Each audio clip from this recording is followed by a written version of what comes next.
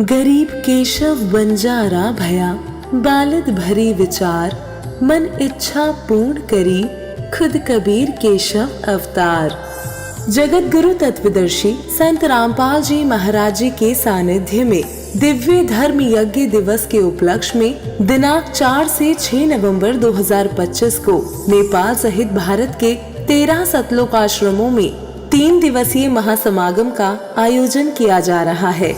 इस पवित्र अवसर पर 3 दिवसीय अखंड पाठ, विशाल भंडारा, विशाल सत्संग समारोह, दहेज मुक्त विवाह व रक्तदान शिविर जैसे कई भव्य कार्यक्रम होंगे, जिसमें निशुल्क नेत्र जांच और दांतों का उपचार किया जाएगा। आप सभी नगर व ग्राम वासियों को इस भव्य और अद्वितीय महासमागम में परिवार सहित सादर आमंत्रित किया जाता है। कृपया आप इस विशाल भंडारे और सत्संग में परिवार सहित पधार कर इस आयोजन की शोभा बढ़ाएं। इस कार्यक्रम का सीधा प्रसारण सतलोक आश्रम श्री धनाना धाम, तहसील गोहाना, जिला सोनीपत, हरियाणा, भारत से 6 नवंबर 2025 को सुबह 7:30 से दा टीवी NRI चैनल, संत रामपाल जी महाराज लाइव सत्संग यूट्यूब चैनल और जगत गुरु संत रामपाल जी महाराज फेसबुक पेज पर भी किया जाएगा। संत रामपाल जी महाराज एक ऐसे महान संत जिन्होंने अपनी सतभक्ति, तत्व ज्ञान, करुणा और सेवा के बल पर समाज में नई मिसाल कायम की है।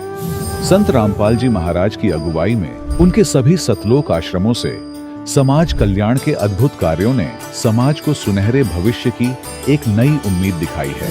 संत रामपाल जी महाराज से नाम दीक्षा लेने के बाद लाखों लोगों की लाइलाज बीमारियां जैसे कैंसर, एड्स आदि ठीक हुई। संत जी के ज्ञान से प्रेरित होकर उनके अनुयायियों ने लाखों यूनिट रक्तदान किया। संत जी ने लाखों बहन बेटियों का दहेज मुक्त विवाह करवाया।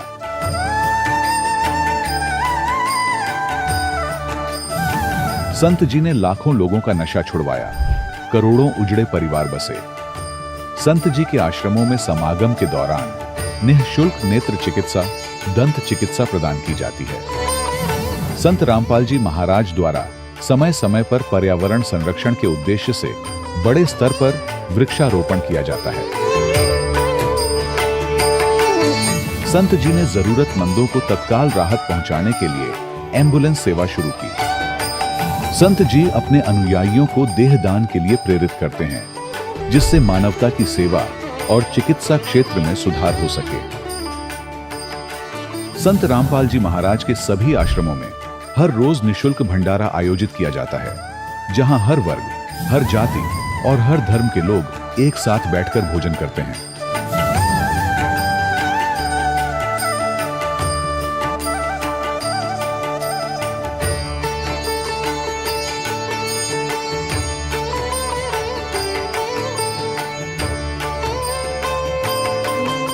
संत रामपाल जी महाराज की अन्नपूर्णा मुहिम ने गरीब और बेसहारा लोगों के जीवन में एक नई ऊर्जा और उम्मीद को जन्म दिया है।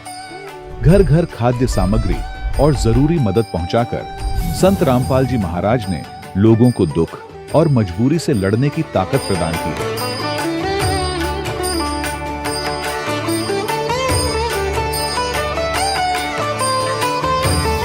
संत रामपाल जी महाराज द्वारा गरीब लोगों के लिए घर बनवाने का अद्भुत कार्य एक ऐसी मिसाल कायम कर रहा है जो सदियों सदियों संत जी की उदारता और दया भावना के तौर पर जाना जाएगा।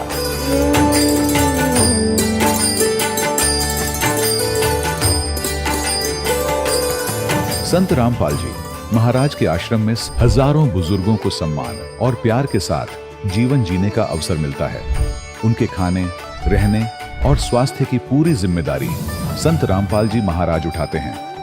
अनाथ बच्चों के लिए संत रामपाल जी महाराज के सभी आश्रम किसी वरदान से कम नहीं। यहाँ उन्हें शिक्षा, संस्कार और भविष्य के लिए बेहतर अवसर प्रदान किए जाते हैं। चाहे बाढ़ हो, भूकंप या महामारी, संत रामपाल जी महाराज और उनके अनुयायी हमेशा ही जरूरतमंदों के लिए सबसे आगे खड़े रहते हैं।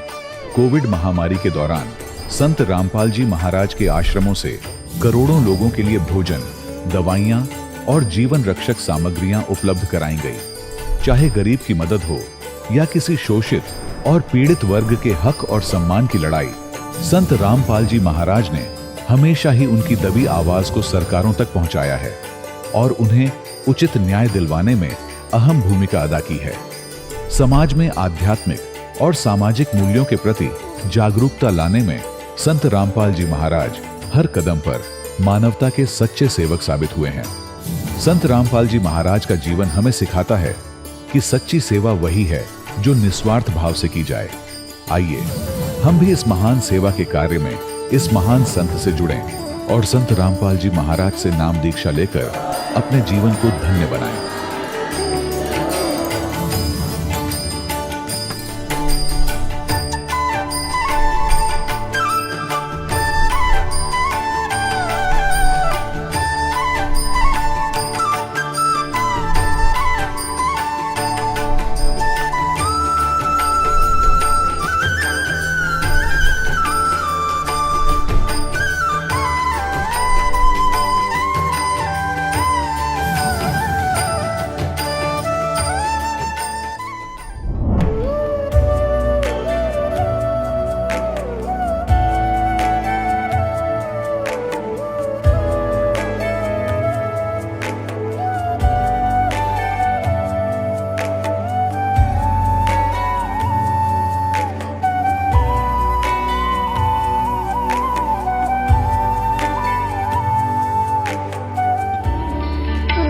परमात्मा को पाने तथा उसका वास्तविक लाभ प्राप्त करने के लिए पवित्र बाइबल में प्रमाण है कि प्रभु ने मनुष्य को अपना ही स्वरूप बनाया।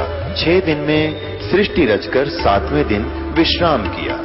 कुरान शरीफ में प्रमाण है कि हजरत मोहम्मद को खुदा स्वयं कह रहे हैं कि मैंने तुम्हें उस परमात्मा की महिमा बताने के लिए भेजा है। वो परमात्मा कबीर है जिसने 6 दिन में सृष्टि रची तथा 7वें दिन तख्त पर जा विराजा। उसकी खबर किसी बाखबर से पूछकर तो देखो। कृपया अवश्य सुनिए जगत गुरु तत्वदर्शी संत रामपाल जी महाराज के अमृत वचन। सत साहिब दर्शकों, कैंसर की मार और कर्जे का भार दोनों विकट समस्याएं हैं और जब दोनों एक साथ आ जाएं, तब व्यक्ति के लिए परमेश्वर का सहारा ही शेष रह जाता है। वर्तमान समय में तो ये कहानी बहुत से परिवारों की है। अजय कुमार जी भी उनमें से एक थे। ये नजफगढ़ दिल्ली के निवासी हैं। पहले ये शंकर जी की पूजा करते थे और उन्हें सर्वश्रेष्ठ मानते थे। इसी साधना को करते करते इन्हें कोई लाभ नहीं मिला। पिताजी नशा करते थे, जिसके कारण वे कैंसर जैसे भयंकर रोग से ग्रस्त हो गए। पर फिर सन 2013 बना इनका जीवन परिवर्तन कर देने वाला वर्ष, जब इन्हें मिली तत्वदर्शी संत रामपाल जी महाराज द्वारा लिखित पुस्तक, जिसे ये अपने पिताजी को पढ़कर सुनाने लगे और कुछ वक्त पश्चात दोनों ने संत रामपाल जी महाराज से नाम दीक्षा ले ली। उसके बाद तो इनका जीवन खुशहाल हो गया, इनका कर्जा भी उतर गया और सबसे बड़ा लाभ अजय जी के पिताजी का लाइलाज रोग कैंसर भी ठीक हुआ। सतभक्ति करने से इन्हें आर्थिक धन लाभ का सुख भी प्राप्त हुआ है और सबसे बड़ी बात, अजय जी को काल के दूत लेने आ गए थे, परंतु संत रामपाल जी महाराज जी ने काल के दूतों से भी इनकी रक्षा की और इन्हें भक्ति करने का संकेत किया। अब सुनिए अजय जी का चमत्कार भरा साक्षात्कार। नमस्कार जी। नमस्कार सर। क्या नाम है जी आपका? अजय कुमार। कहाँ के रहने वाले हैं आप? दिल्ली नजफगढ़ से। संत रामपाल जी महाराज से नाम दीक्षा आपने कब ली? मैंने संत रामपाल जी महाराज से दीक्षा 20 अक्टूबर 2013 को ली। संत रामपाल जी महाराज से नाम दीक्षा लेने से पहले आप क्या भक्ति साधनाएं करते थे?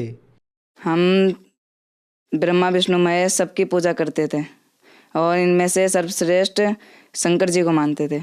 इनकी भक्ति करते करते यानी हमारे पापा के ऊपर 6-7 लाख का कर्ज हो गया था। हम 10-10 रुपए के लिए तरसते थे उनकी भक्ति करते करते। फिर संत रामपाल जी महाराज की शरण में आप कैसे आए? हमारे यहाँ पे एक अंकल रहते थे और उन्होंने मेरे पापा को बताया कि संत रामपाल जी महाराज की शरण में चले जाओ, आपकी सभी परेशानियाँ दूर हो जाएंगी। तो मेरे पापा को ज्ञान गंगा दी पुस्तक, तो मैं एक एक अक्षर पढ़ पढ़ के पापा को सुनाया करता। तो पापा बोले कि ना, इन गुरु जी की शरण में जाना चाहिए। तो मैंने कहा ठीक है चले जाओ, मैं भी चलूँगा। तो आए, हम सतलोक आश्रम में आए। पहले हम भक्तों से बोले कि ना हमें बाबा जी से मिलना है, गुरु जी को बोले कि बाबा जी से मिलना। तो वो भगत सब बोले कि बाबा जी नहीं बोलते, संत रामपाल जी महाराज हैं, उनसे। हमने कहा हाँ गलती हो गई, तो उनसे मिलना। तो पहले बोले कि नाम दीक्षा लो, जब जाके मिलो। तो हमने कहा कि हमें, हमारी आर्थिक स्थिति बहुत ख़राब है। तो वो भगत जी बोले कि ना पहले नाम दीक्षा ले लो, संत रामपाल जी महाराज सभी परेशानियां दूर करेंगे। तो हमने नाम दीक्षा ली, मेरे पापा ने नाम दीक्षा ली, 20 फरवरी 2013 को नाम दीक्षा ली। सर, आपने संत रामपाल जी महाराज से नाम दीक्षा ली, तो जिस परेशानियों के लिए आप गए थे, आप पे इतना कर्जा था, आपके पापा पे इतना कर्जा था, तो क्या वो परेशानी आपकी दूर हुई? हाँ जी, संत रामपाल जी महाराज जी के शरण में आने से हमें बहुत सारे लाभ हुए। मेरे पापा के ऊपर 6-7 लाख रुपए का कर्ज था, वो अब बिल्कुल नॉर्मल हो चुका है। हम पहले 10-10 रुपए के लिए तरसते थे। मेरे पापा ने संत रामपाल जी महाराज से दर्शन लिए और आशीर्वाद दिया संत रामपाल जी महाराज ने। तो पापा ने बताया ऐसे ऐसे परेशानी है घर में। तो संत रामपाल जी महाराज बोले कि भक्ति करते रहो और भगवान सब सही करेंगे। तो पापा घर पे आ गए। फिर धीरे धीरे भक्ति करते करते मेरे को नाम दिलाया पापा ने। 6-7 महीने हो गए मैंने नाम लिया, और फिर धीरे धीरे भक्ति करते करते मैंने और पापा ने ही नाम ले रखा था। घर पे किसी ने नाम नहीं ले रखा था, तो सब विरोध करते थे। तो मैं भक्ति करता रहता था। तो गुरु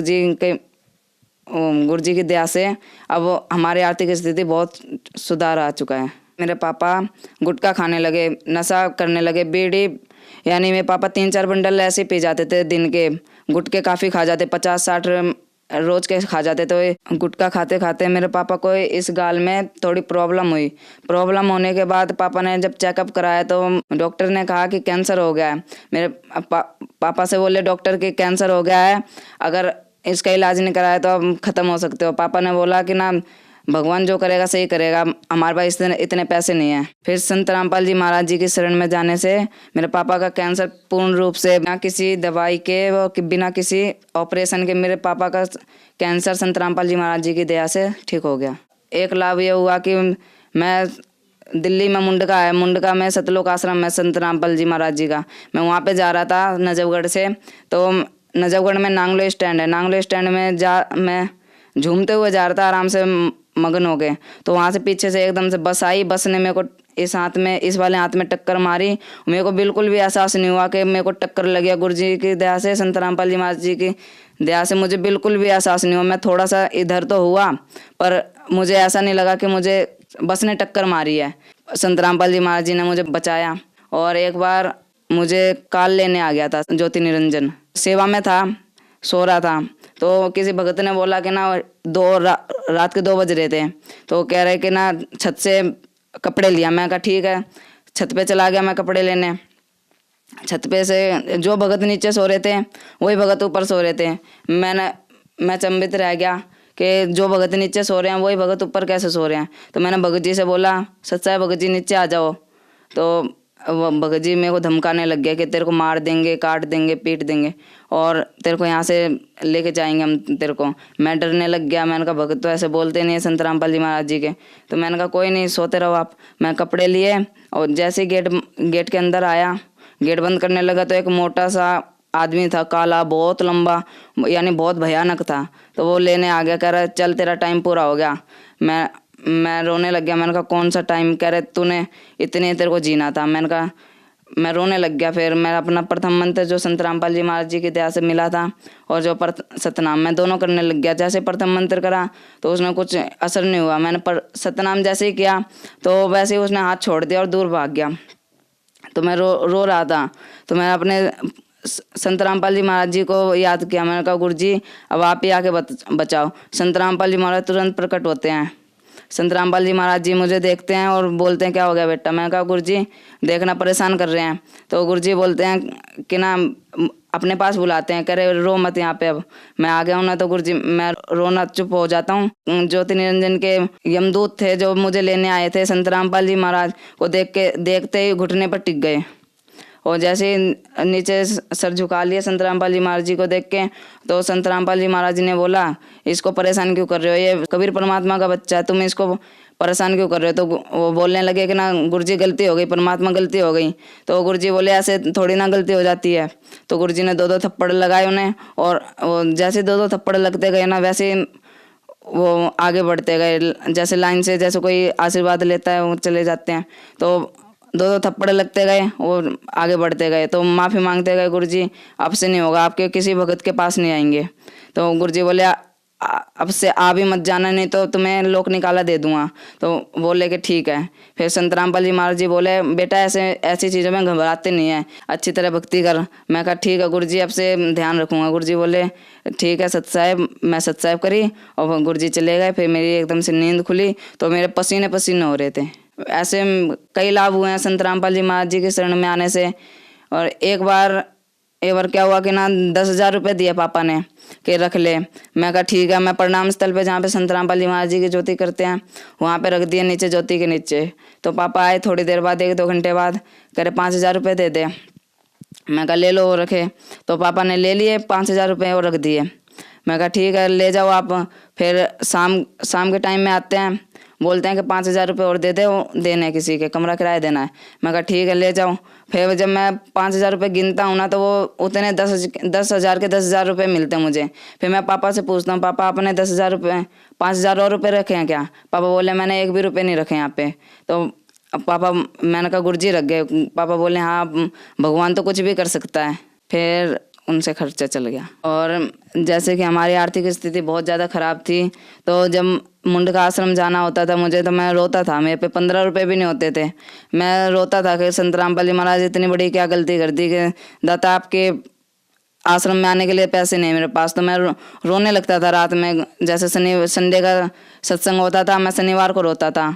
तो गुरुजी पैसे दे दो मुझे, मेरे को आना है आश्रम में। तो गुरुजी मैं रोते रोते सो जाता था। तो सुबह उठ के जैसे ही देखता मेरे बैग में 100 रुपये, 200 रुपये, 50 रुपये, जितना मेरे को चाहिए होता था उतना मेरे को मेरे बैग में मिल जाया करता।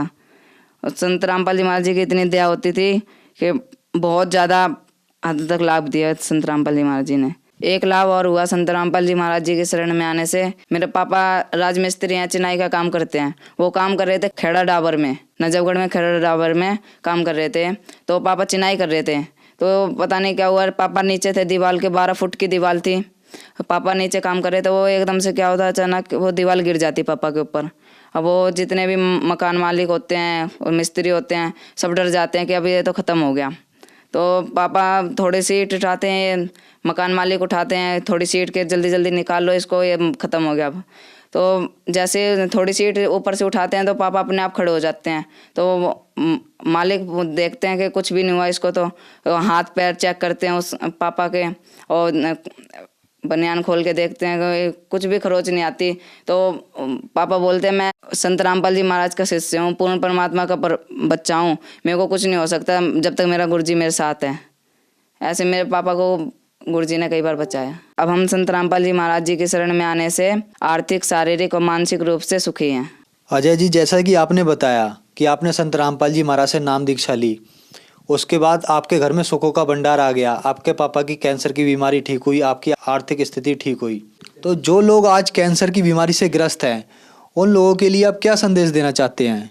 इस संदेश तो क्या, मैं प्रार्थना ही करना चाहता हूँ, जो लोग कैंसर की बीमारी से ग्रस्त हैं और जिनके घर पे हमारे जैसी स्थिति है अभी भी, वो संत रामपाल जी महाराज जी की शरण में आए और अपना कल्याण करें। अजय जी, संत रामपाल जी महाराज से नाम दीक्षा कैसे ली जा सकती है?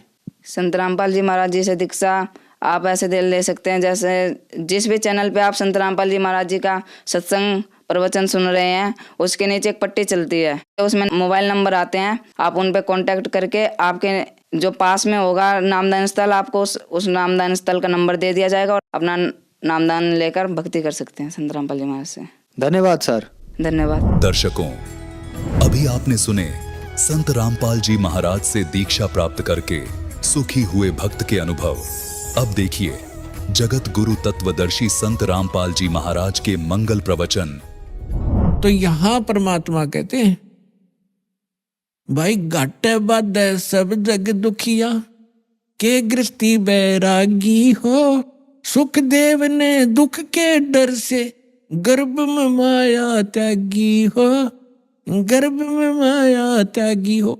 अब यहाँ तो ये बताना चाहे है कि तुम तो इस छोटे मोटे सुख को ही मान रहे हो, और उस महापुरुष ने तो गर्भ में पता लग गया था भयंकर दुख होगा मेरे ऊपर, और उसने गर्भ भी त्याग दिया, परमात्मा के लिए भटक भी रहा था, फिर वो अहंकार हो गया उसके अंदर और कुछ नहीं बनना था। जो भी थोड़ा बहुत उसको प्राप्त होना था, राजा जनक से उपदेश लेकर विष्णु तक की भक्ति की उसने। अब क्या बताते हैं परमात्मा कि इन साधनाओं से और इनके ज्ञान से आपको पता भी लग गया, तो समाधान कंप्लीट ना होने से फिर दुख ज्यों का त्यों। और जो हम साधना बताने जा रहे हैं, इसके करने से ये रोग कटेगा, सदा के लिए सुख होगा। सुखदेव ने 84 भुगती बना पजावे खरवो, तेरी क्या बुनियाद परणी तू पेंडा पंथ पकड़वो। क्या बताना चाहते हैं भगवान कि सुखदेव ऋषि ने 84 भुगती, 84 लाख योनियों में कष्ट उठाए ऐसे महापुरुष ने, और बना पुजावे खरवो, खर माने गधा, पुजाओ माने कुम्हार के उस सिस्टम पर,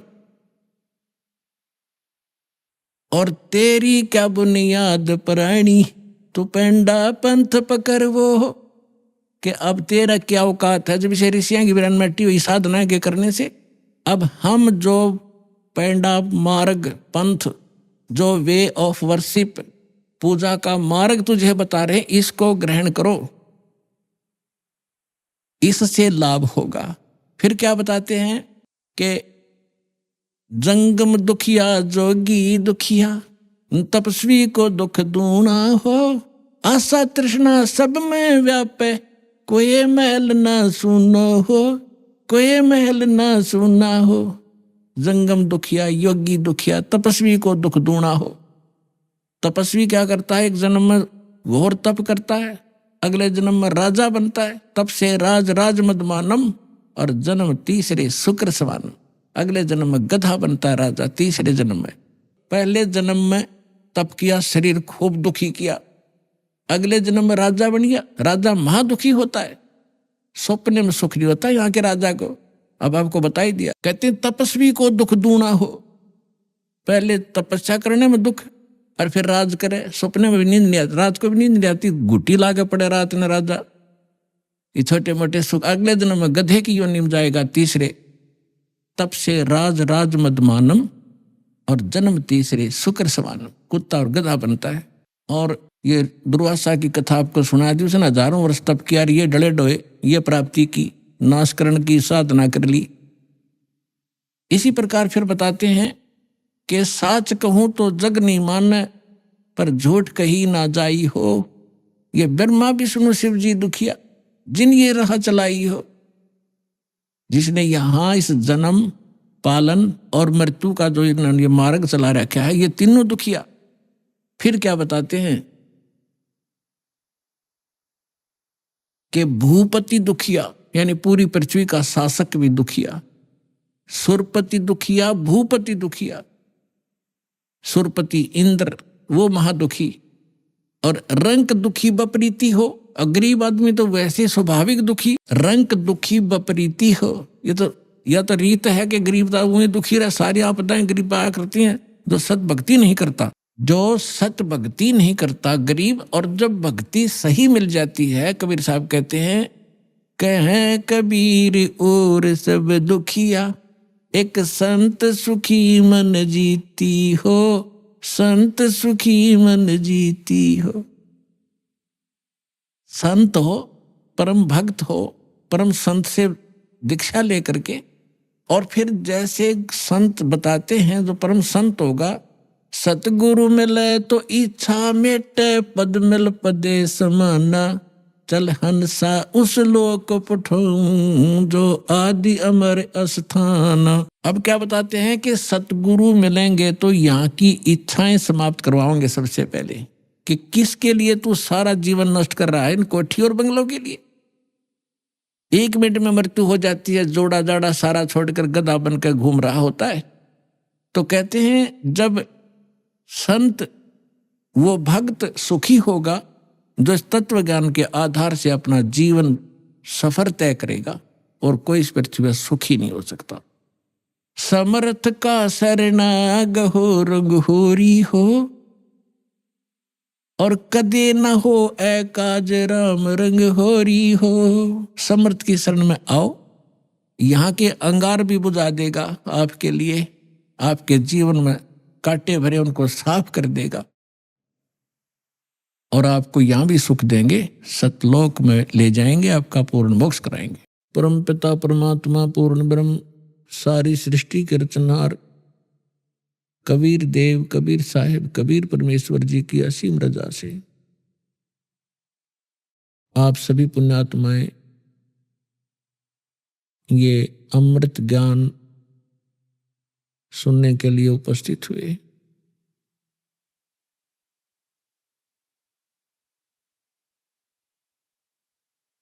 परमेश्वर कौन है, कैसा है, वो कहाँ रहता है और वो कैसे प्राप्त होता है,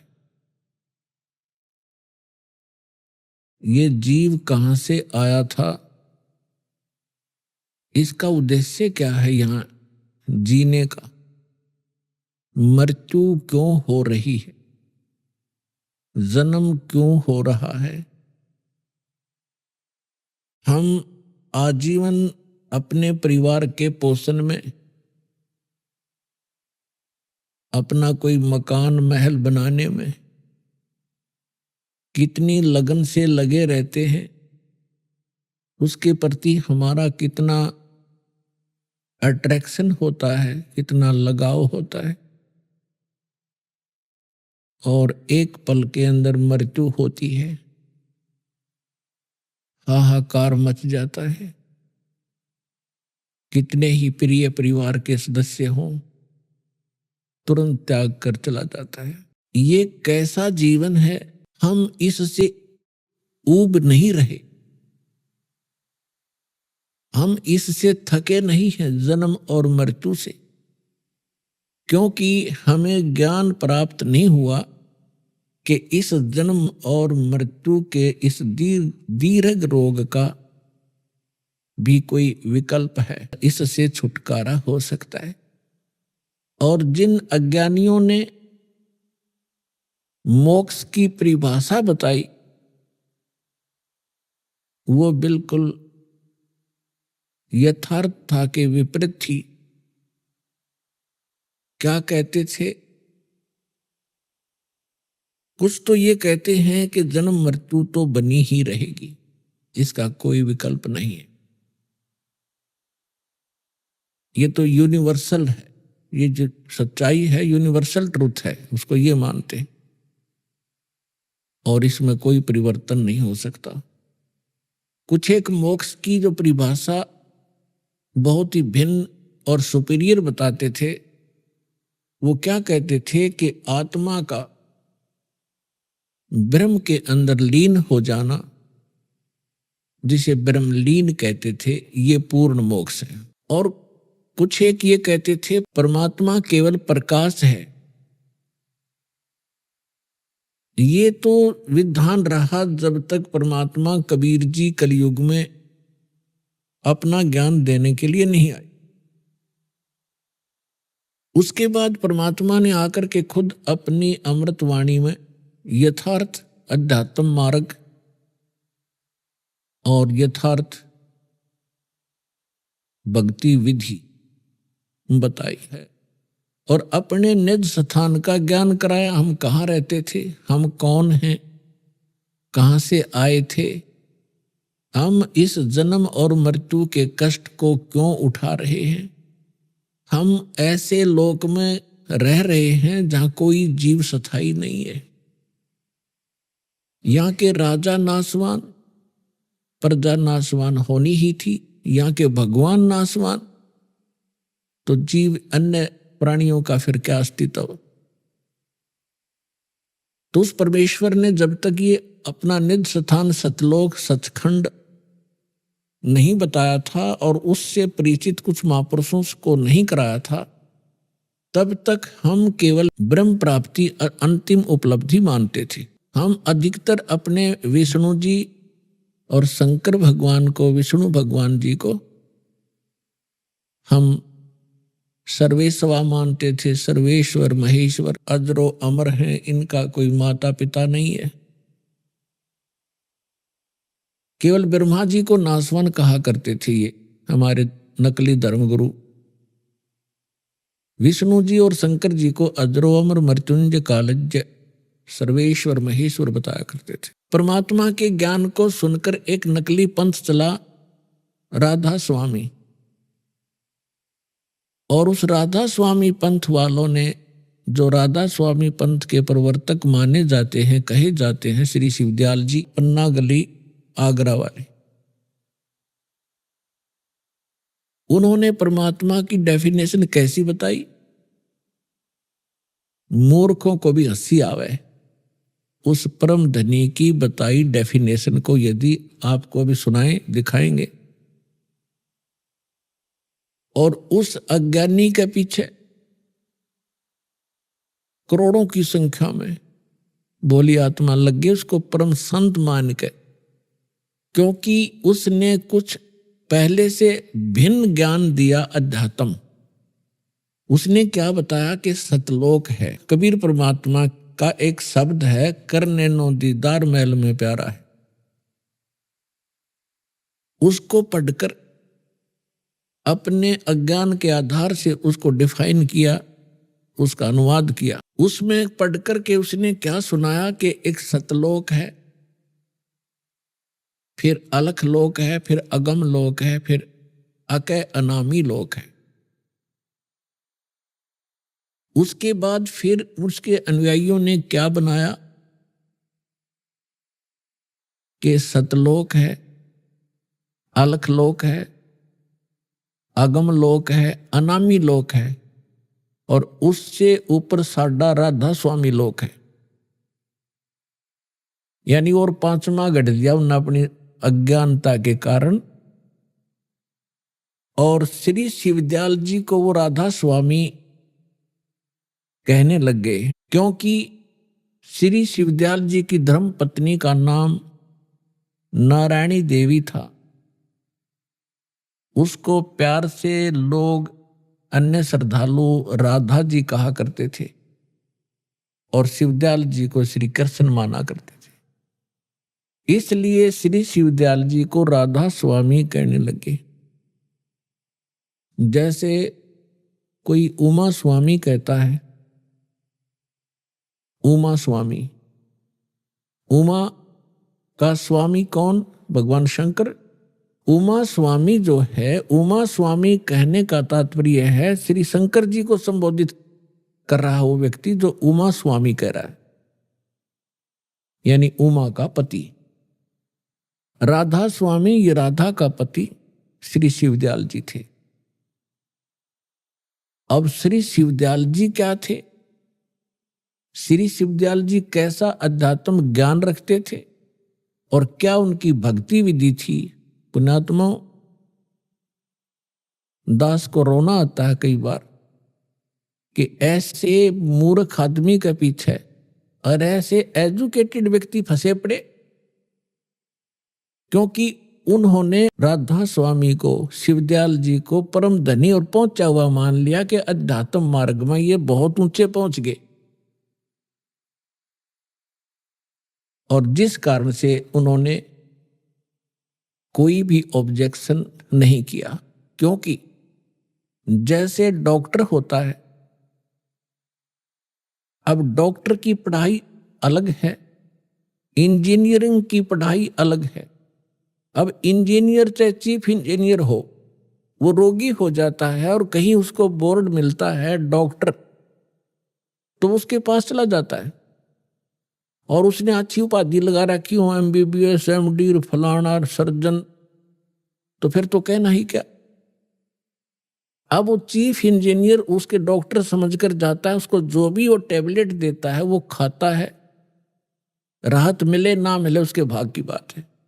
यदि वो डॉक्टर है तो राहत मिलेगी, डॉक्टर नहीं है तो उस चीफ इंजीनियर को ये कोई वो नहीं होगा कि ये डॉक्टर नहीं है, क्योंकि उसकी पढ़ाई और मेडिसिन के बारे में अननोन है, अनभिज्ञ है। ठीक इसी प्रकार इस ग्रुप के अंदर जैसे हाईली एजुकेटेड व्यक्ति भी हैं, जैसे आईएएस, आईपीएस, कर्नल, मिलिट्री के जो कर्नल, तहसीलदार, एसडीएम, जज। अब उन्होंने वो पढ़ाई अलग पढ़ी हुई है और ये अध्यात्म पढ़ाई अलग है, भिन्न है।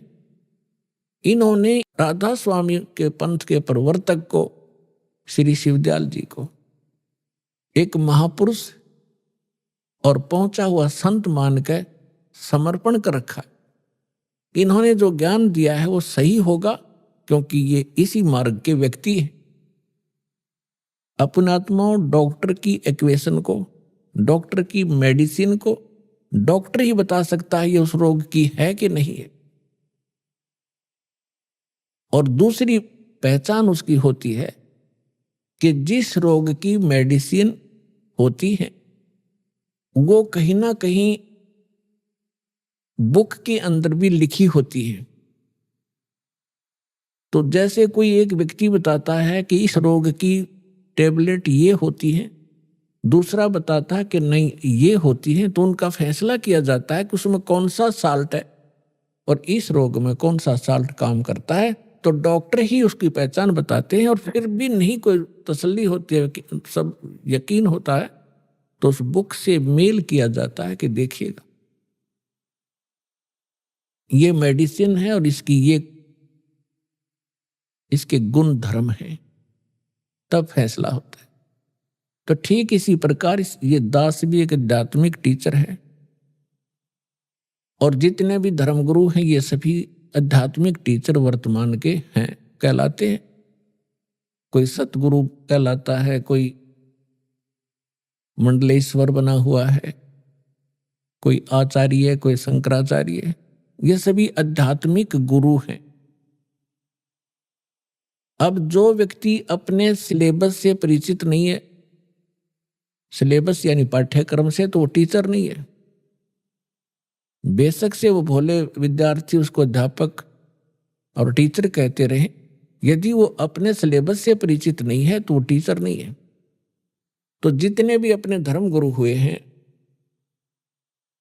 विशेषकर हिंदू धर्म से हम खूब परिचित हैं, और जितने भी आज तक ऋषि महर्षि हुए हैं, इंक्लूडिंग ब्रह्मा विष्णु महेश, जिनको हम भगवान मानकर पूजा किया करते थे, इनको भी यथार्थ अध्यात्म मार्ग नहीं है। केवल उन महापुरुषों को छोड़कर जिनको परमात्मा स्वयं आकर मिले थे, उनको अपने यथार्थ स्थान सचखंड सतलोक में लेकर गए थे और अपने से परिचित करवा के उनको वापस छोड़ा था। वो महापुरुष कौन कौन है? आदरणीय धर्मदास साहिब जी, आदरणीय मलुकदास साहिब जी, आदरणीय नानक देव साहिब जी जो सिख धर्म के प्रवर्तक माने जाते, आदरणीय दादू साहिब जी, आदरणीय गरीबदास साहिब जी गांव छुडानी जिला जज्जर हरियाणा वाले, आदरणीय गीसा दास साहिब जी गांव खेखड़ा उत्तर प्रदेश वाले, आदरणीय स्वामी रामानंद जी काशी वाले बनारस वाले।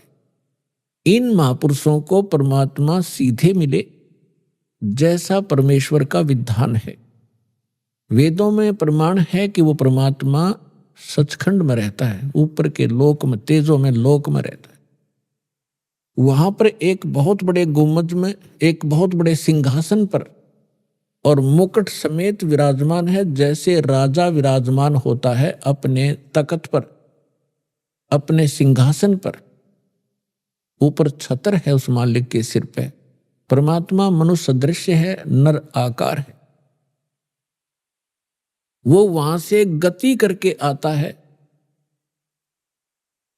वहां से चलकर आता है, सशरीर आते हैं भगवान और अच्छी आत्माओं को मिलते हैं, दृढ़ भक्तों को मिलते हैं। वेद प्रमाणित कर रहे हैं कि परमात्मा ऐसी लीला करता है और पुण्यात्माओं, विश्व का कोई भी व्यक्ति ऐसा नहीं है जो वेदों को, श्रीमद् भगवत गीता को ये कहे कि ये व्यर्थ है, इनका ज्ञान सही नहीं है। और विशेषकर हमारे हिंदू धर्म के अंदर तो ये सिरोधार्य हैं ही हैं। तो पुण्यात्माओं, प्रथम तो हमारे को ये पहचान होनी चाहिए कि हु इज गॉड, कौन है परमात्मा और कैसा है, कहाँ रहता है, परमात्मा की आवश्यकता क्यों है। उसके पाने के लिए राजाओं ने राज त्याग दिए और ऋषि महर्षियों ने आजीवन अपनी साधना करके शरीर खत्म कर दिए। तो कैसा है वो भगवान, कैसा है वो स्थान जिसके लिए ऐसी नौबत सहन करनी पड़ी और लगे रहे, आज तक हम लग रहे हैं। वो फिर मिलता कैसे है? जिस समय आपके ये सभी शंका समाधान हो जाएंगे, सभी कंसेप्ट क्लियर हो जाएंगे, तब तो आप भगत बनोगे। श्रीमद् भगवत गीता अध्याय नंबर 2 के श्लोक नंबर 53 में कहा है कि, अब देखिएगा थोड़ा आपके रूबरू कराते हैं। ये है श्रीमद् भगवत गीता, गीता प्रेस गोरखपुर से प्रकाशित है और जयदयाल गोविंद का इसके अनुवादक है। गीता प्रेस गोरखपुर से प्रकाशित है। इसके अध्याय नंबर 2 के और श्लोक नंबर 53 में क्या लिखा है कि भांति भांति के वचनों को सुनने से विचलित हुई तेरी बुद्धि जब परमात्मा में अचल स्थिर ठहर जाएगी, तब तू योग को प्राप्त हो जाएगा। अब गीता अध्याय नंबर 2 के श्लोक नंबर 46 में क्या कहा कि अर्जुन, जिस प्रकार बहुत बड़े जलाशय की प्राप्ति के उपरांत व्यक्ति की आस्था छोटे जलाशय में रह जाती है, यानी बहुत बड़ी झील मिल जाने पर, पहले जिस समय श्रीमद् भगवत गीता का ज्ञान बोला गया था उस समय पूरे विश्व में सभी मानव इन सरोवरों के किनारे ही बसा करते थे, तालाबों के किनारे बसा करते थे, उसी से पीते थे, उसी से नहाते धोते थे, स्वच्छ जल होते थे, वर्षा खूब होती थी, वृक्ष बहुत ज्यादा होते थे और जड़ी बूटियों पर वर्षा हो करके वो जल बहुत ही अच्छा, निर्मल और निरोगा होता था। वो एक तालाब, सरोवर या झील का रूप धारण कर लेता था और सभी उस पर आश्रित व्यक्ति जो भी जहां बसा है, यदि कोई छोटे जलाशय पर बसा है तो उसके लिए वो जलाशय उसका जीवन दाता है, उसके आश्रय वो जी रहा है। और उस छोटे सरोवर में, छोटे जलाशय में, छोटे तालाब में 1 वर्ष वर्षा नहीं होती है तो उसका जल सूख जाता है, तो उस पर आश्रित व्यक्ति दुखी हो जाते हैं, उनको त्राही त्राही मच जाती है और वो विनाश को प्राप्त हो जाते हैं। ऐसा उस पर आश्रित व्यक्तियों को भी पता होता है कि यदि वर्षा नहीं हुई 1 वर्ष तो अकाल गिर जाता है और अकाल में सैकड़ों, हजारों, लाखों की संख्या में प्राणी मर जाते थे। अब गीता अध्याय नंबर 2 का श्लोक नंबर 46 क्या कहना चाहता है, क्या बताना चाहते हैं कि उन व्यक्तियों को जो उस छोटे जलाशय पर आश्रित हैं और उनको कहीं आसपास पता लग जाए कि वहां बहुत बड़ी झील है, सरोवर है और जिसमें 10 वर्ष वर्षा ना हो तो भी जल उसका समाप्त नहीं होता, तो वो व्यक्ति तुरंत उस छोटे जलाशय को त्याग और उस सरोवर, उस झील के किनारे जाना पसंद करेंगे, तुरंत चले जाएंगे। अब ये क्या बताना चाहते हैं कि श्रीमद् भगवत गीता हमें एक निर्णायक ज्ञान दे रहे हैं, ये पवित्र सदग्रंथ ये बताना चाह रहे हैं इसके अंदर कि जब आप, जैसे आप जिन भगवानों पर आश्रित हैं, श्री विष्णु जी, श्री शंकर भगवान जी या अन्य देवी देवता, कोई माता और मसानियों पर,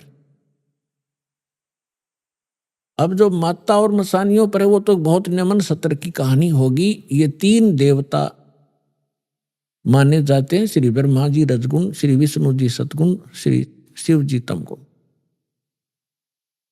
जो इन तक आश्रित हैं तो इनकी क्या स्थिति है, वो कितने सुखी हैं, कितने सुरक्षित हैं।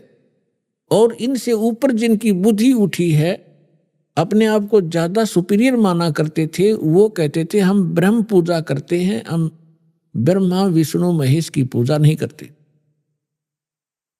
तो ब्रह्म क्या स्थिति है, ब्रह्म क्या है, ब्रह्म कौन है, किसको ब्रह्म कहते? इस ब्रह्म से ऊपर परमात्मा से अतिरिक्त, कबीर भगवान से अतिरिक्त आज तक हमें कोई बताने वाला नहीं आया था। और परमात्मा से प्राप्त ज्ञान के आधार से ये नकली संत, ये नकली पंथ राधा स्वामी वालों ने सारी नकल करके और झूठी उसकी अपने सत्र का जो उसको परमात्मा के यथार्थ ज्ञान को भी उलझा दिया अपने गलत अनुभव के कारण। तो उस सारे उलझे हुए अध्यात्म ज्ञान को फिर से सेट करने के लिए इस दास को भेजा है कबीर भगवान ने, उस परम अक्षर पुरुष ने।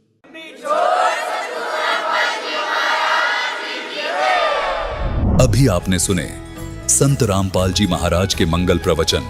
आइए अब सुनते हैं संत रामपाल जी महाराज से नाम दीक्षा लेकर सतभक्ति करके अद्भुत लाभ प्राप्त करने वाले अनुयायी के विचार। दर्शकों, जब इंसान को दुख घेरने लगते हैं तब वो उन दुखों से निजात पाने के लिए हर संभव प्रयास करता है। विशेषकर एक परिवार में जब दुख एक माँ को घेरने लग जाए तो उस घर की बेटी इलाज की तलाश में सदा ही प्रयासरत रहती है। ऐसी ही माँ बेटी की दुखद स्थिति से आज हम आपको परिचित करवाने जा रहे हैं। ये हैं नरसिंहपुर मध्य प्रदेश की रहने वाली गरिमा नारोलिया जी। सन 2003 से ही इनकी माताजी का स्वास्थ्य खराब होने लगा। इलाके के सभी डॉक्टर्स को दिखाया परंतु इलाज नहीं हुआ। डॉक्टर से निराश होकर गरिमा जी की माताजी को कई सारे तांत्रिकों, संत महात्माओं के पास ले जाया गया, परंतु लाभ के अपेक्षा और ज्यादा कष्टों ने घेर लिया। उनकी आंखों में मोतियाबिंद हो गया, आंखों की रोशनी जा चुकी थी, जिस कारण वे कुछ भी काम नहीं कर पा रही थीं। गरिमा जी के परिवार ने पैसा तो मानो पानी की तरह बहाया परंतु कोई लाभ नहीं मिला।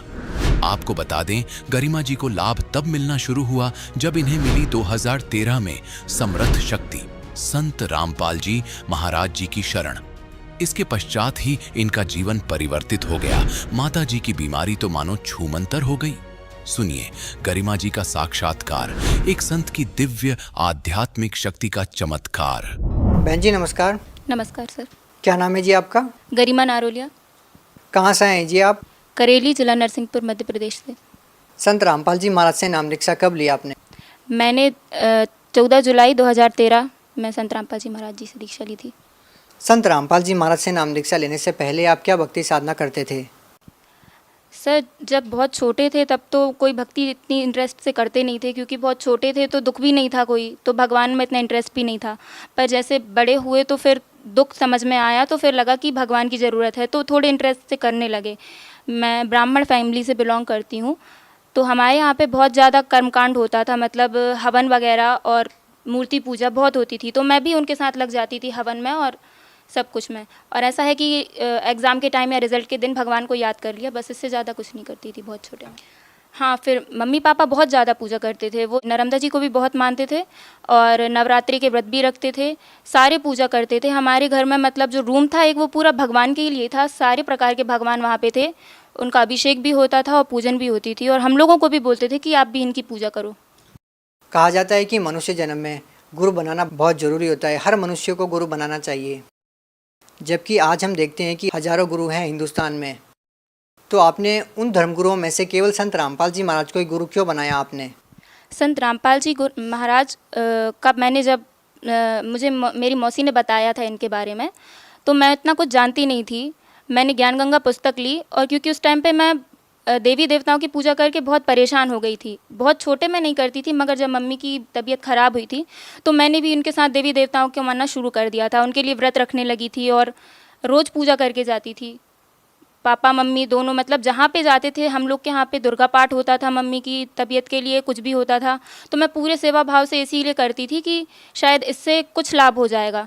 पर जब शक्ति माता जो हम लोग की कुलदेवी हैं, तो उनने भी बोल दिया था कि मैं इनकी रक्षा नहीं कर पाऊँगी, ये मेरे बस के बाहर हैं। तो मेरे मन से बिल्कुल भगवान हट ही गए थे कि मतलब हम तो इनके लिए दिवाली भी बनवाते हैं और नवरात्रि में इनकी पूजा भी करते हैं, और अब जब यही हमारे लिए हाथ खड़े कर देंगे तो हम कहाँ जाएं। फिर मुझे लगा कि शायद गुरु होने ज़रूरी हैं। मैं बहुत छोटे में मेरे नाना जी हैं हंसा देश से जुड़े थे, उनसे भी बोलती थी कि मुझे गुरु बनवा दीजिए, पर वो उन्होंने बोला कि आप बहुत छोटी हो अभी। फिर मुझे रामपाल जी महाराज जी का सत्संग अच्छा लगा और मैंने सिर्फ एक तत्वदर्शी संत इस टाइटल के भरोसे में वहाँ चली गई थी, क्योंकि मैंने कहीं ना कहीं सुना था कि जो तत्वदर्शी संत होते हैं गीता में, तो वो सबसे बड़े संत होते हैं, और मुझे इस टाइटल का कोई भी संत नहीं मिला था। मैं सिर्फ टाइटल के भरोसे गई थी और मुझे उनका ज्ञान थोड़ा बहुत अच्छा लगा था। तो मैंने मौसी से कहा कि नहीं मौसी, मैं भी जाऊँगी, तो इसीलिए मैंने उनसे दीक्षा ली थी। संत रामपाल जी महाराज से नाम दीक्षा लेने के बाद आपको और क्या लाभ मिले? मुझे ऐसे तो बहुत सारे लाभ हुए हैं, पर मैं आपको कुछ मेन बताती हूँ। ये मम्मी जी हैं मेरी, और 2003 से मतलब जब हम लोग नए घर में शिफ्ट हुए तभी से इनकी बहुत ज़्यादा तबीयत धीरे धीरे ख़राब होना शुरू हुई। पहले तो हम लोगों ने इतना ज़्यादा डीप लिया नहीं, फिर लगा कि इसका इलाज कराना ज़रूरी है, तो हम लोग ने बहुत जगह इलाज भी कराया। कोई डॉक्टर ने कोई बीमारी नहीं बता पाए, कोई एक प्रॉपर, सब एक्सपेरिमेंट ही करते रहे। कोई ने बोला कि इनके पैर की हड्डी बढ़ रही है तो वहाँ इंजेक्शन लगेंगे, फिर कोई डॉक्टर बोलता कि नहीं इनके जो बैकबोन है उसमें गैप है तो उसमें टीके लगेंगे, कोई कुछ बोलता कोई कुछ बोलता। इलाज सब करने को तैयार होते थे पर बीमारी कोई नहीं बता पाता था कि इनको हुआ क्या है। तो इसके बाद हम लोग ने कम से कम 10 साल, फिर उनसे इलाज नहीं हुआ तो फिर हम लोगों ने झाड़ फूँक का सहारा लिया। जो चीज़ें नहीं भी करने को दिल करता था हम लोग वो भी करते थे इस आशा में कि शायद इससे ठीक हो जाएगा। बलि के लिए हम लोग का मन नहीं मानता था, पर जैसे कोई पंडित झाड़ने आता था वो बोलते थे कि जो देवी हैं या फिर जो भी इनके में प्रेत बाधा है तो वो मुर्गा उनको चढ़ा देंगे तो शायद इनको कुछ आराम लग जाए। हम लोग का मन नहीं भी मानता था कि मतलब पशु बलि हम क्यों दें किसी निर्जीव की, मगर ये सोचते थे कि शायद इससे ही आराम लग जाए। तो हम लोग उनको पैसे देते थे कि हम लोग नहीं चढ़ाएंगे, आप हमारी तरफ से आप चढ़ा दीजिएगा। हम लोग ने वो भी किया। उसके बाद हम लोगों के घर में दोष बता दिया कि आप लोगों ने जहाँ पे प्लाट लिया है वहाँ पे जिनका प्लाट था उनके कुल देवता हैं तो वो आपसे स्थान मांग रहे हैं, तो आप इनको स्थान दो। कोई बोलता कि नीचे देवी की बहुत पुरानी मूर्ति गड़ी हुई है तो इसकी पूजा होगी। हमारे घर में इतने खीले ठोके उन्होंने, और आके और कोयले से हवन करते थे, पूरा घर काला हो जाता। बहुत बहुत झाड़ फूँक, यहाँ तक नहीं बोलते थे कि आपके पैतृक गाँव में, पैतृक जो आपका घर है वहाँ पे आपका दोष है, तो वो वहाँ पे भी गए, वहाँ पे भी झाड़ फूँक करके, और कोई नहीं बोलता था कि इनको कुछ नहीं है। हाँ, इनको प्रेत बाधा है, इनको बीजासेन देवी हैं, मतलब सब अपने तरीके से सब बताते थे इलाज, मगर उनका कोई प्रॉपर आराम नहीं लगता था। और फिर किसी ने बता दिया कि 5 बील के पत्ते, 5 गुलाब के पत्ते, 5 ये पत्ते वो पत्ते, इनका मिला के घोल पीना तो तुम्हारी तबीयत ठीक हो जाएगी। उससे इनको आराम तो लगा नहीं, इनकी आँखों में इतनी सारी दवाइयाँ खाने के बाद इन्फेक्शन और हो गया। धीरे धीरे इनकी आंखों की रोशनी कम होने लगी। तो इनको यही लगता था कि बच्चे छोटे हैं और गृहस्थी कच्ची है तो हम इलाज का इतना करा नहीं पाएंगे। इन्होंने पहले हम लोग को बताया नहीं कि मेरी आंखों में दिखने में प्रॉब्लम है, ये छुपाती रहीं। धीरे धीरे करके वो इतनी बढ़ गई, इनकी आंखें लाल हो जाती थी, तड़कती थी, दिन भर सोती रहती थी। कोई रिश्तेदार हम लोग का काम करने नहीं आता था। हम लोग बस मैं, मेरा भाई और पापा सब मिलके घर का काम करते थे। जिस हालत में हम लोग छोड़ के जाते थे मम्मी को, मम्मी शाम को उसी हालत में मिलती थी। खाना तीनों मिलके बनाते थे। इतना सब करने के बाद भी इनकी फिर आंखों में इतना इन्फेक्शन बढ़ गया कि जबलपुर में डॉक्टर स्थापक ने बोल दिया कि इनकी तो अश्रु नली है वो एक तरफ की तो पूरी सूख गई है। आपको दूसरी आंख बचाना हो तो इंडिया का सबसे बड़ा hospital eye care centre Shankar Nethralaya Chennai में है, वहाँ ले जाओ, आपकी बच जाए आँख तो एक बच सकती है, बाकी एक तो शायद ही बच पाए। तो हम लोग उस दिन तो रात में हम लोग ने किसी ने खाना नहीं खाया कि इतना सब करने के बाद हम लोग के साथ गलत पे गलत होता जा रहा है। वहाँ पे गए तो इनको साइन करा के किडनी सोलॉन, जो कि मतलब हड्डियों के लिए जहर बताया गया है, उसको साइन करा के देते हैं कि यदि आप इसके बाद बचते हैं तो बचते हैं, लास्ट स्टेज रहती है, इसके बाद कोई ट्रीटमेंट रहते ही नहीं है डॉक्टरों के पास। वो इनको दिया गया। इसके बाद उनकी आँखों में मोतियाबिंद हो गया, दोनों आँखों में। एक आँख में हुआ, फिर एक का ऑपरेशन कराया, फिर उसके बाद तो एक का ही करा पाए थे, फिर मैंने नाम ले लिया। इतनी सारी पूजा कराने के बाद भी, तांत्रिक विद्या कराने के बाद भी हम लोग को लाभ तो नहीं मिलता था, ऊपर हम लोग धंसते ही जा रहे थे। पापा की जितनी सैलरी आती थी सारी मम्मी के इलाज में चली जाती थी, और ना वो अपने ऑफिस को टाइम दे पाते थे, ना हम अपने स्कूल को, ना मम्मी घर को। हम लोग का मतलब परिवार पूरा एक एक एक इंसान की बीमारी में पूरा परिवार बर्बाद हो रहा था। इतने सारे डॉक्टरों को दिखाया, तांत्रिकों को दिखाया, जो उन्होंने बताया वो किया भी। सबको दिखाने के बाद भी कोई इलाज, कोई आराम नहीं मिला मम्मी को। फिर उसके बाद संत रामपाल जी महाराज जी से नाम दीक्षा लेने के बाद फिर हमारे घर की सारी दिक्कतें दूर हो गई। सबसे पहले मम्मी को आराम लगने लगा और उसके बाद जितनी भी फाइनेंशियल कंडीशन ख़राब हो चुकी थी मम्मी की बीमारी में, वो भी धीरे धीरे ठीक हो गई थी। क्या नाम है जी आपका? अनीता नारोलिया, कहाँ से हैं जी आप? एमपी से। जैसा कि आपकी बेटी ने बताया कि आपको इतनी सारी जो प्रॉब्लम थी, आपने तांत्रिकों को भी दिखाया, डॉक्टरों को भी दिखाया, बहुत सारे संतों के पास आप गए, लेकिन कहीं पर भी आपको आराम नहीं मिला। और उसके बाद जब आप संत रामपाल जी महाराज के पास जाते हैं तो आप ठीक हो जाते हैं, क्या ये सही है? जी सही है। इतने सारे डॉक्टरों को दिखाने के बाद, इतने सारे संतों के पास जाने के बाद आप वहाँ पर ठीक नहीं होते हैं, तो फिर आप संत रामपाल जी महाराज से नाम दीक्षा लेने के बाद कैसे ठीक हो सकते हैं? आपको क्या लगता है? उनके मंत्रों में शक्ति है, मंत्रों का जाप करने से धीरे धीरे आराम लगने लगा। अच्छा, आपसे एक और बात पूछना चाहेंगे कि संत रामपाल जी महाराज जी से निसंदेही वो व्यक्ति नाम लेता है जिनको शारीरिक पीड़ा होती है, शारीरिक समस्याएं होती है, जो आध्यात्मिक लाभ प्राप्त करना चाहता है, वही व्यक्ति संत रामपाल जी महाराज जी से नाम दीक्षा लेते हैं। हम आपसे जानना चाहेंगे कि संत रामपाल जी महाराज से नाम दीक्षा लेने के बाद आपको और क्या लाभ मिले? और जैसे ही मैं नाम दीक्षा लेके आई थी, मैंने जुलाई में नाम दीक्षा ली थी और राखी का त्यौहार था। मैं राखी तो बांधने से मैंने मना कर दिया था कि मैं राखी अब किसी को नहीं बांधूंगी, पर मेरी बुआ जी आई थी गांव से, तो उन्होंने बोला कि ठीक है तुम नहीं बांधोगी तो भी चलो मेरे साथ गांव चलो, वहाँ पे दादी से मिल के आ जाना। तो बरसात का टाइम था और पहाड़ी नदियाँ बहुत रहती हैं हमारे गाँव में, तो हम लोग जा रहे थे। जाते टाइम एक पुल था गहरा, उससे होके जाते हैं तो वहाँ पे पहाड़ी नदी आ गई थी। तो बस वालों, जैसे बस की बॉडी ऊपर होती है, तो बस वालों ने तो अपनी गाड़ी निकाल ली। गाड़ी मेरा भाई ड्राइव कर रहा था, वो भी मुझसे 3 साल ही बड़ा है, कोई ज़्यादा बड़ा भी नहीं है। तो उसने भी उसकी देखा से कि गाड़ी तो निकाल ली। और जैसे ही हम लोग गाँव गए, वहाँ पे थोड़ा आधे घंटे का टाइम लग गया हम लोग को। लौटे तो फिर वो नदी इतनी बढ़ गई थी कि हम लोग के सामने से गाय और बछड़े बहते जा रहे थे। कोई भी वहाँ पे मतलब पैदल और किसी भी तरीके से, बस वालों ने भी जाने से मना कर दिया था कि नहीं अब इसके आगे बस नहीं जाएगी, अब नदी बहुत बढ़ चुकी है, यदि हम जाएंगे तो हम बह जाएंगे। फिर भी उसके बाद क्या पता कि किस तरीके से लीला होनी थी परमात्मा की, हम लोगों के भाग्य में कुछ इस तरीके की दुर्घटना लिखी थी। मेरे भाई का दिमाग फिरा, उसने कहा ठीक है मैं गाड़ी निकाल के देखता हूँ। तो मैंने नाम लिया था, उस गाड़ी में मैं भी थी, मेरी चाची थी और हमारा पूरा परिवार था, बुआ जी भी थी, सब लोगों थे। मैं मंत्र जाप कर रही थी और बोल रही थी, हे बंदी छोड़, हे सदगुरु रामपाल जी महाराज आज मेरी रक्षा कर लीजिए, मेरे साथ मेरा पूरा परिवार चला जाएगा। और ये भाई मान नहीं रहा है वापस जाने को। उसने गाड़ी निकाली, फिर भी इतनी तेज़ बोलेरो गाड़ी थी, उसकी बॉडी भी ज़्यादा ऊपर नहीं होती है, तो इतनी तेज़ वहाँ से निकली गाड़ी और जैसे ही एक लहर आई हम लोग वहाँ पे बह गए। गुरुजी ने, संत रामपाल जी महाराज जी ने इतनी रक्षा की हम लोगों की कि वो जो गाड़ी का टायर था वो वहाँ से एक छड़ निकली थी, उसमें फंस गया। और फंस जाने के बाद भी हम लोग उसके आगे निकल गए। आगे चल के थोड़ी दूर पे वो पंचर हो गया। यदि वो पंचर नहीं होता या फिर उसमें फंसता नहीं तो भी हम बह जाते, और यदि वो पहले पंचर हो जाता तो हमारी गाड़ी ही नहीं निकलती। उस दिन तो हम लोगों की सबकी मौत थी। बंदी छोड़ ने हम सब लोगों को जीवन दान दिया। बहन जी, आज संत रामपाल जी महाराज जी इन बातों को लेकर काफ़ी सुर्खियों में रहते हैं कि जो भी उनसे नाम दीक्षा लेता है वो नशा छोड़ देता है। लाखों लोगों का नशा छुड़ाया है संत रामपाल जी महाराज जी ने। क्या आपको इस बात को लेकर के कोई अनुभव है? संत रामपाल जी महाराज जी को लेकर क्या आपके परिवार में कोई नशा करता था जिन्होंने संत रामपाल जी महाराज से नाम दीक्षा ली हो? हाँ जी, हम लोगों के यहाँ पे बिल्कुल, मेरे पापा भी नशा करते थे, मेरे दादाजी भी नशा करते थे।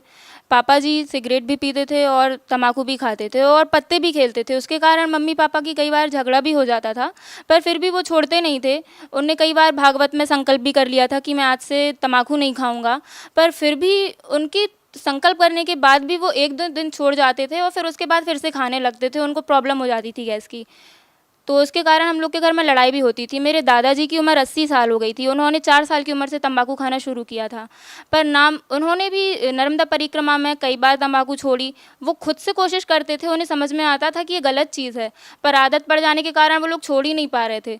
उसके बाद जब से उन्होंने संत रामपाल जी महाराज जी से नाम दान लिया, तब से उनकी भी उसी दिन से तंबाकू छूट गई, वो कुछ नहीं खाते अब। आपके पापा जी? मेरे पापा जी भी अब कुछ नहीं खाते। क्या आपके पिताजी ने भी बिल्कुल नशा छोड़ दिया? हाँ, पूरी तरीके से उन्होंने नशा छोड़ दिया है और वो भक्ति करते हैं। क्या अब वो बिल्कुल नशा नहीं करते? बिल्कुल नहीं, किसी को लाके भी नहीं देते हैं। इतने सारे लाभ मिले हैं आपको संत रामपाल जी महाराज से नाम दीक्षा लेने के बाद, आप भगत समाज को क्या संदेश देना चाहेंगी? भगत समाज से मैं निवेदन करना चाहूँगी हाथ जोड़कर कि जो अपना पैसा इतना सारा और अपना टाइम, मानव जीवन का अमूल्य समय, ये नकली संतों के पास बिना किसी ठोस ज्ञान के व्यर्थ करते हैं और ये झाड़ा फूकी या फिर कुछ में भी अपनी बीमारी का इलाज ढूंढते हैं, तो आप लोगों से तो निवेदन है, आप लोग भी समझते होंगे कि पैसा हर बीमारी का इलाज नहीं है। हम लोगों ने तो पैसा पानी की तरह बहा के देख लिया था, झाड़ फूक में भी सब कहीं, पर आराम वहीं मिला जहाँ समर्थ की शरण में। संत रामपाल जी महाराज ऐसे संत हैं जो गीता से और वेदों से तत्व ज्ञान आपको सार पूरा छांट के बताते हैं। इसके पहले तो हम लोग गीता जानते भी नहीं थे। गीता में बस हम लोग को इतना ही पता था कि तूने क्या किया है, क्या लेके जाएगा, ये सब हम लोग को पता था। इसके आगे भी कोई ज्ञान है गीता में, ये तो हम लोगों ने ना कभी जानने की कोशिश की, ना किसी संत ने हमें बताया। वो बता देते थे उल्टी सीधी साधना, उनको करके कोई फ़ायदा नहीं हुआ। बहुत बहुत धन्यवाद। सत साहिब।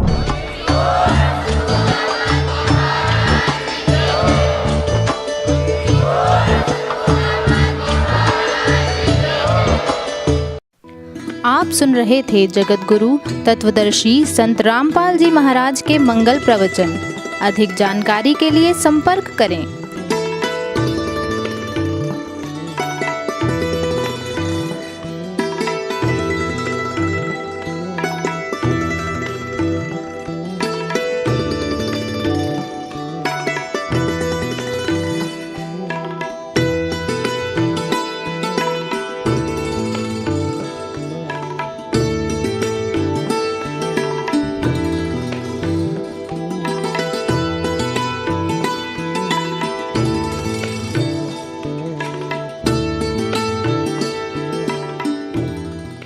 जगत गुरु तत्वदर्शी संत रामपाल जी महाराज जी के पावन सानिध्य में भक्ति की अलख जगाने तथा श्रद्धालुओं को सत्य भक्ति मार्ग का रास्ता दिखाने हेतु कनाडा के लोकप्रिय channel the TV NRI channel पर जगत गुरु तत्वदर्शी संत रामपाल जी महाराज जी के मंगल प्रवचनों का प्रसारण प्रतिदिन सुबह 7:30 बजे से 8:30 बजे तक तथा रात्रि 7:30 बजे से 8:30 बजे तक किया जा रहा है। इस सत्य भक्ति मार्ग को अपनाने के लिए अधिक से अधिक सत्संग प्रसारण देखें। इस सत्संग प्रवचन का सीधा प्रसारण संत रामपाल जी महाराज लाइव सत्संग YouTube चैनल और जगत गुरु संत रामपाल जी महाराज फेसबुक पेज पर भी देख सकते हैं।